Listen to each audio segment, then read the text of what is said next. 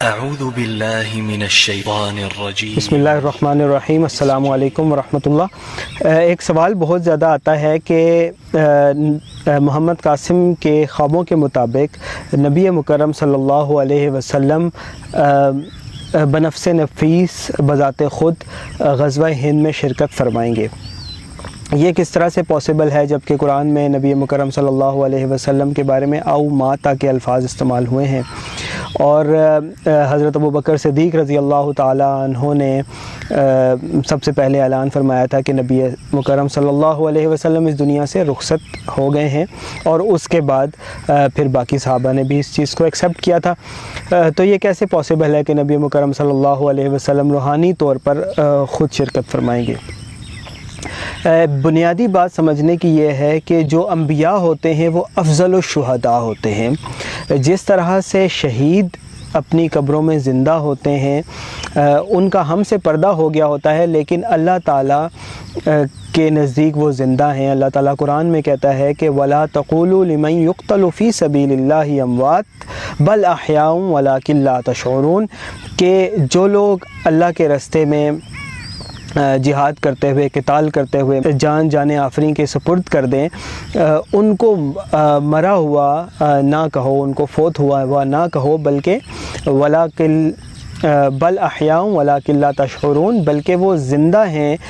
صرف تمہیں اس چیز کا ادراک نہیں ہے۔ قرآن میں دوسری جگہ پر اللہ تعالیٰ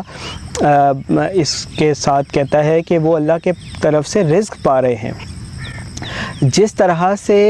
شہید زندہ ہوتا ہے، اسی طرح جو انبیاء ہوتے ہیں وہ افضل الشہداء ہوتے ہیں، وہ تمام شہداء سے افضل ہوتے ہیں۔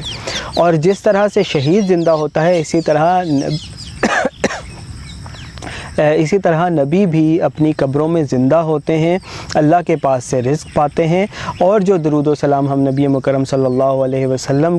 کے اوپر بھیجتے ہیں وہ ان کو پیش کیا جاتا ہے، اور نبی مکرم صلی اللہ علیہ وسلم اس کا جواب بھی دیتے ہیں۔ اس کی دوسری اگزامپل نبی مکرم صلی اللہ علیہ وسلم کی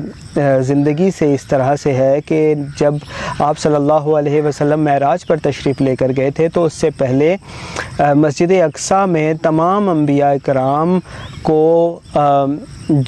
تمام انبیاء کرام کو اللہ کی اذن سے اجازت دی گئی تھی، اور تمام انبیاء وہاں پر حاضر ہوئے، اور نبی مکرم صلی اللہ علیہ وسلم کے پیچھے تمام انبیاء کرام نے نماز ادا فرمائی۔ جس طرح سے انبیاء وہاں پر موجود تھے اور آپ صلی اللہ علیہ وسلم کی امامت میں انہوں نے نماز ادا فرمائی، لیکن عام لوگوں کو اس کا ادراک نہیں تھا، صرف آپ صلی اللہ علیہ وسلم سے ان کی ملاقات ہوئی۔ بالکل اسی طرح نبی مکرم صلی اللہ علیہ وسلم کو بھی اللہ تعالیٰ کی طرف سے اجازت دی جائے گی، اور نبی مکرم صلی اللہ علیہ وسلم بنفس نفیس غزوہ ہند میں شریک ہوں گے، بلکہ اس کو لیڈ کریں گے، لیکن وہ روحانی شرکت ہوگی، عام لوگوں سے ان کی ملاقات نہیں ہو سکے گی۔ ان کی شرکت ویسے ہی ہوگی جیسے انبیاء کرام کی شرکت مسجد اقصیٰ کی نماز میں ہوئی تھی، اور نبی مکرم صلی اللہ علیہ وسلم کی موجودگی میں ہوئی تھی، لیکن عام لوگوں کو اس کا ادراک نہیں تھا۔ یہی معاملہ ہوگا، نبی مکرم صلی اللہ علیہ وسلم غزوہ ہند میں بنفس نفیس شرکت فرمائیں گے، لیکن وہ روحانی شرکت ہوگی۔ صرف جو امام المہدی لیڈ کر رہے ہوں گے غزوہ ہند کو، ان کو معلوم ہوگا کہ نبی مکرم صلی اللہ علیہ وسلم ہمارے درمیان موجود ہیں، اور ان کی غالباً ملاقات بھی ہوگی، لیکن عام لوگوں کو اس کا ادراک نہیں ہوگا، وہ ایک روحانی شرکت ہوگی۔ اور یہی وجہ ہے کہ غزوہ ہند کو غزوہ کہا جاتا ہے، کیونکہ نبی مکرم صلی اللہ علیہ وسلم بذات خود اس غزوہ میں روحانی طور پر شریک ہوں گے، اور امام المہدی کے ساتھ غزوہ ہند کو لیڈ کر رہے ہوں گے۔ بہت شکریہ، السلام علیکم۔